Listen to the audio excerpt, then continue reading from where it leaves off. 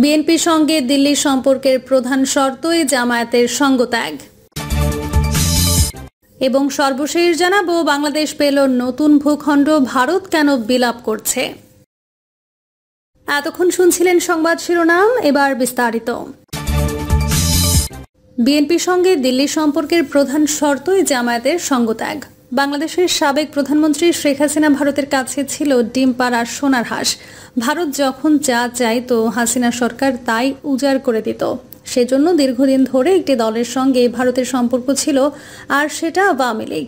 কিন্তু 2024-এর 5 আগস্ট বাংলাদেশে যে নাটকীয় পট পরিবর্তন ঘটে গেছে, সেই ঘটনা প্রবাহ বিএনপির সঙ্গে ভারতের সম্পর্কে একটা বাঁক বদলের অবকাশ তৈরি করেছে।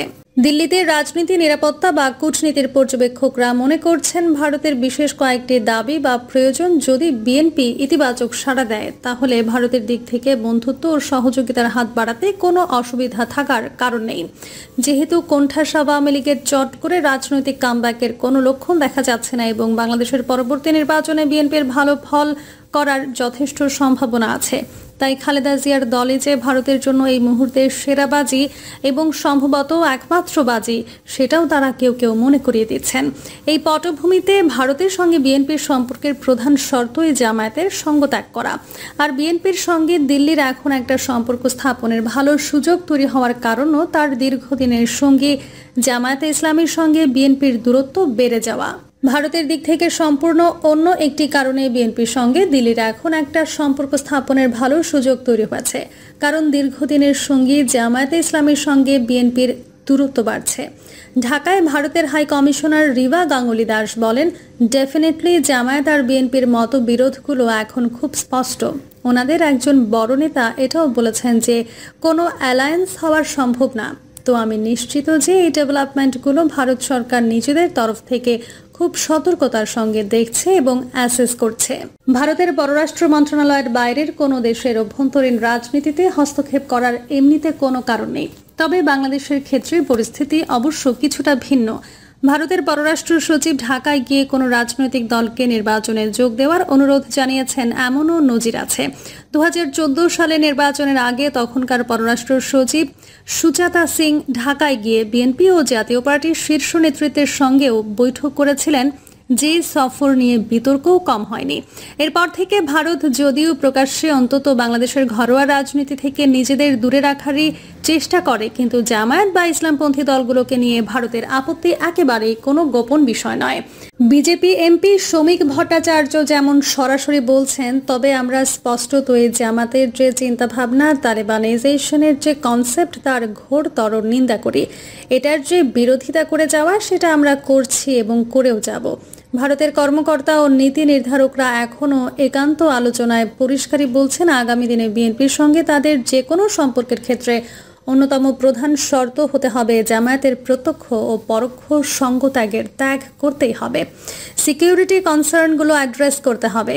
বিএনপি ও ভারতের মধ্যকার সম্পর্কের ক্ষেত্রে সম্ভবত সবচেয়ে বড় অস্বস্তির জায়গাটা হলো 2001 থেকে 2006 অবধি খালেদা জিয়ার নেতৃত্বে 4 দলীয় জোট সরকারের শাসনামলের বিভিন্ন ঘটনা। ভারত বিশ্বাস করে যে সেই সময় আলফা সহ ভারতের উত্তর পূর্বাঞ্চলের বিভিন্ন বিচ্ছিন্নতাবাদী গোষ্ঠী বাংলাদেশে ঢালাও আশ্রয় পেয়েছিল। চট্টগ্রাম বন্দর নিয়ে আলফার জন্য ট্রাকে করে অস্ত্র পাচারের ঘটনাও এই সময়কারী। ভারতের সাবেক শীর্ষ কূটনীতিবিদ রিবা গাঙ্গুলি দাসের কথায় আমার মনে হয় ভারতের মাথায় এটাও থাকবে 2001 থেকে 2006 পর্যন্ত সময়কার রেকর্ডটা।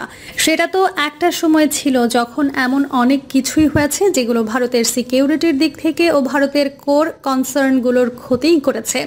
তো সেই রেকর্ডটাও কিন্তু আছে। নিরাপত্তা বিশ্লেষক শান্তনু মুখার্জি আবার মনে করেন, নির্বাচনে জিতে বাংলাদেশের ক্ষমতায় এলে বিএনপির সেই পুরনো রেকর্ড অবশ্য বদলাতে পারে এবং ভারতও তখন উপযুক্ত সাড়া দিতে প্রস্তুত থাকবে।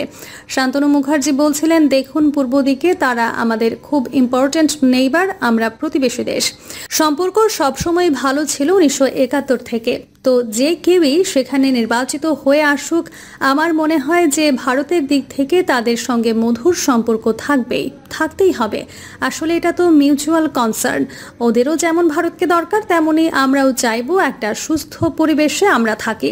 ফলে আমাদের নিরাপত্তার জিনিসগুলোকে যদি অ্যাড্রেস করে দেয়, আমাদের ওদের অ্যাগেইনস্টে যাওয়ার মানে হয় না।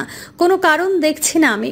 অন্যভাবে বলে, ভারতের পর্যবেক্ষকরা মনে করছেন সেভেন সিস্টার্সের বিচ্ছিন্নতাবাদীরা যদি প্রশ্রয় না পায়, কিংবা ধরা যাক চট্টগ্রাম বন্দর ব্যবহারের সুবিধা বহাল থাকে, বিএনপির সঙ্গে ডিল করতেও ভারতের কোনো সমস্যা নেই।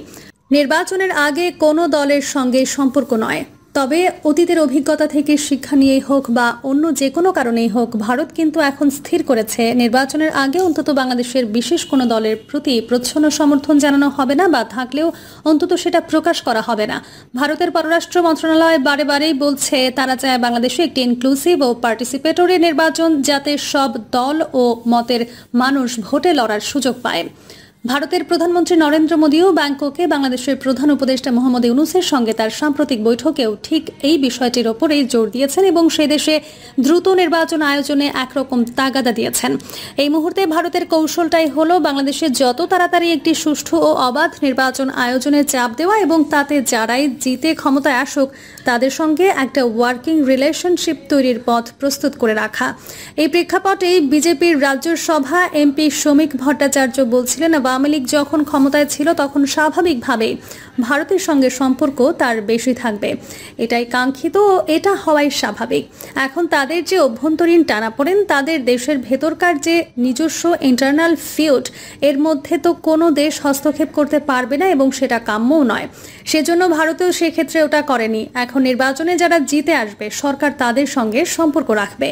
তিনি বলছেন, কিন্তু এর মধ্যেও যেটা মাথায় রাখতে হবে, বাংলাদেশের নির্বাচনের আগে কোনো বিশেষ দলের সঙ্গে সম্পর্ক করাটা কূটনৈতিক ক্ষেত্রে খুব একটা সুবিধাজনক নয়। কারণ তাহলে একজন বিগ ব্রাদার পার্শ্ববর্তী একটা ছোট দেশের অভ্যন্তরীণ রাজনীতিতে ঢুকে পড়ছে, এই ভুল বার্তাটা সারা পৃথিবীতে চলে যাবে। বেশ সতর্কতার সুরেই বলেন পশ্চিমবঙ্গ থেকে নির্বাচিত বিজেপির এই পার্লামেন্টারিয়ান। ফলে বাংলাদেশের নির্বাচন শেষ পর্যন্ত যখনই হোক, তার আগে বিএনপির সঙ্গে ভারতের প্রকাশ্য ঘনিষ্ঠতা দেখা যাবে, এই সম্ভাবনা আসলে নেই বললেই চলে। কিন্তু তারপরেও বাংলাদেশের নতুন রাজনৈতিক বাস্তবতা মেনে নিয়ে ভারত যে বিএনপিকে ইতিমধ্যেই ভিন্ন চোখে দেখতে শুরু করেছে, তাতেও কোনো ভুল নেই। এখন নির্বাচনে তারা কেমন ফল করে, ভারতের নিরাপত্তাজনিত উদ্বেগের জায়গাগুলো কিভাবে অ্যাড্রেস করে এবং জামায়াত সম্বন্ধে কি মনোভাব নেয়, তার ওপরে নির্ভর করছে এই নতুন সম্পর্কের গতি প্রকৃতি। বাংলাদেশ পেল নতুন ভূখণ্ড, ভারত কেন বিলাপ করছে? দিল্লির রাত গভীর। প্রধানমন্ত্রীর কার্যালয়ে আলো জ্বলছে, নরেন্দ্র মোদীর টেবিল জুড়ে ছড়িয়ে আছে গোয়েন্দা প্রতিবেদন, মানচিত্র আর স্যাটেলাইট চিত্র। কারণ বাংলাদেশের দিকে তাকিয়ে ভারতের উদ্বেগ ক্রমেই বাড়ছে। বঙ্গোপসাগরের উপকূলে বাংলাদেশের নতুন ভূখণ্ডের আবির্ভাব যেন মোদীর মাথা ব্যথার বড় কারণ হয়ে দাঁড়িয়েছে। এ যেন প্রকৃতির পক্ষপাতিত্ব। পদ্মা মেঘনার মোহনায় জেগে ওঠা একের পর এক নতুন দ্বীপ আজ বাংলাদেশের আয়তন শুধু বাড়াচ্ছে না, একটি কৌশলগত ভূরাজনৈতিক বাস্তবতার জন্ম দিচ্ছে। ভারতের বিশ্লেষকরা বলছেন, এই ভূখণ্ড শুধুই পরিবেশগত পরিবর্তন নয়, বরং এটি ভারতের নিরাপত্তার, সামরিক কৌশল এবং আঞ্চলিক আধিপত্যের ওপর সরাসরি প্রভাব ফেলছে। গত কয়েক বছরে পদ্মা, মেঘনা ও ব্রহ্মপুত্র নদীর মোহনায় 50টিরও বেশি নতুন দ্বীপ জেগে উঠেছে। এসব দ্বীপ নিয়ে এখন বাংলাদেশের ভূমি আয়তন পশ্চিমবঙ্গের চেয়েও এক বড় অঞ্চল ছুঁয়েছে। চর কুকরিমুকরি, ওসমান কামাল তারওয়া ও গাঙ্গুলিয়া, এগুলো এখন আর ক্ষণস্থায়ী চর নয়, স্থায়ী ভূমিতে রূপ নিয়েছে। অনেকগুলো দ্বীপে ইতোমধ্যে মানুষের বসতিও গড়ে উঠেছে। হিমালয় থেকে ভেসে আসা বছরে প্রায় 1 বিলিয়ন মেট্রিক টন পলি বঙ্গোপসাগরে জমা হচ্ছে। তার একটি বড় অংশ মিলেই গড়ে তুলছে নতুন নতুন ভূমি। জলবায়ু পরিবর্তনে দেশের একাংশ ডুবে যাওয়ার আশঙ্কার মাঝে প্রকৃতি যেন নতুন করে ক্ষতিপূরণ দিচ্ছে। বাংলাদেশের এই নবীন ভূখণ্ড ভারতের জন্য কেবল একটি প্রতিবেশী দেশের আয়তন বৃদ্ধি নয়, বরং এটি সামরিক ও অর্থনৈতিক দিক থেকেও হুমকি। বঙ্গোপসাগরে বাংলাদেশ নৌবাহিনীর উপস্থিতি বাড়াতে পারবে, বন্দর গড়ে তুলতে পারবে, এমনকি খনিজ সম্পদ আহরণের সম্ভাবনাও উজ্জ্বল। ভৌগোলিক বিশ্লেষকরা বলছেন, এই দ্বীপগুলোর নিচে গ্যাস, কয়লা ও অন্যান্য খনিজ সম্পদ থাকতে পারে। চীনের সঙ্গে বাংলাদেশের ক্রমবর্ধমান সম্পর্ক ভারতের দুশ্চিন্তা বাড়িয়েছে। চট্টগ্রাম ও পায়রা বন্দরে চীনা বিনিয়োগকে ভারত আশঙ্কার চোখে দেখছে। যদি এই নতুন দ্বীপগুলোর সামরিক বা বাণিজ্যিক ঘাঁটিতে রূপ নেয়, তাহলে বঙ্গোপসাগরে ভারতের দীর্ঘস্থায়ী আধিপত্য হুমকির মুখে পড়তে পারে। এই পরিস্থিতি অনেকটা 1970 সালের ভোলার প্রলয়ঙ্কারী ঘূর্ণিঝড়ের পর গঠিত দক্ষিণ তালপট্টি দ্বীপের গল্পের পুনরাবৃত্তি। প্রিয় দর্শক, এই ছিল এখনকার সর্বশেষ সংবাদ। আপডেট সব সংবাদ পেতে চ্যানেলটি সাবস্ক্রাইব করে বেল আইকনটি ক্লিক করে রাখুন।